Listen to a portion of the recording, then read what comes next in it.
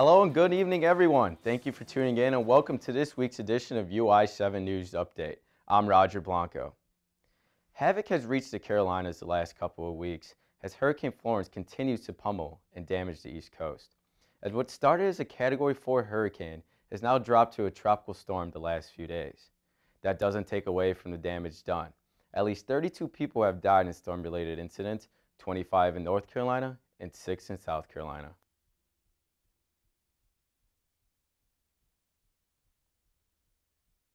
We are most sorry for those losses, and our hearts and prayers are with the families and loved ones of these South Carolinians.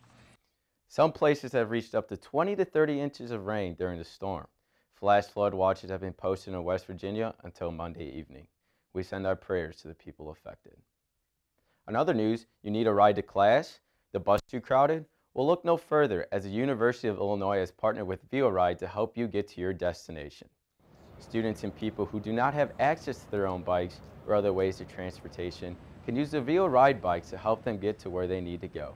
It is available to everyone around the community. All you need to do is download the app.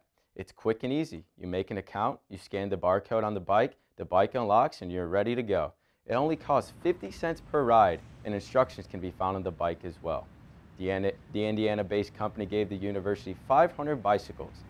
VoRide is the first dockless bike share service in the Champaign-Urbana community. Sticking with the Champaign-Urbana community, the Illinois football and volleyball team had some action this weekend as they battled against quality opponents. The Illini football team squared off against USF at Soldier Field this past weekend. Illinois went with freshman MJ Rivers to get the start after AJ Bush suffered a hamstring injury last week.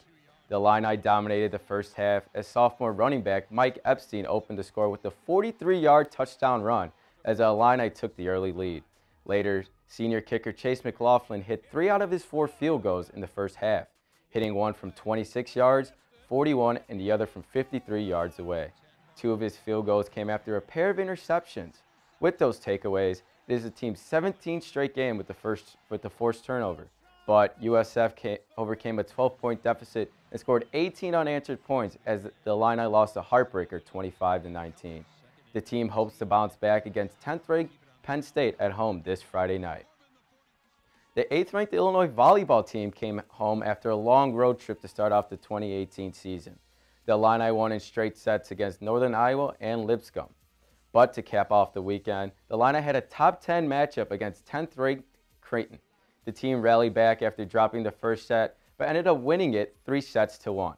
The team is now 11-0, and this is their best start since 2011, as they ended up being the runner-up that year. The Illini are back in action on Friday as they travel to face Big Ten opponent Purdue. As the volleyball team continues to stay hot, so will the weather around the Champaign-Urbana area.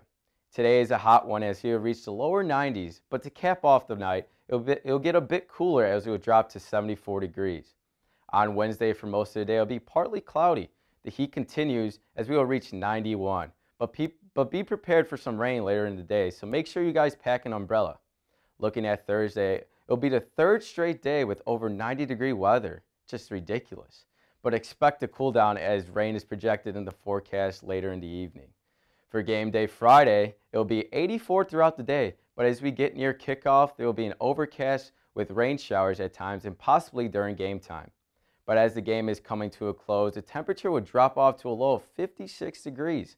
So make sure, Illini fans, that you guys bundle up at night and you wear something very warm. Finally, Saturday will be partly cloudy as the temperatures will go down due to the rain. We will reach as high as 73 degrees, but as the day goes on, it will drop to a cooling 55 degrees.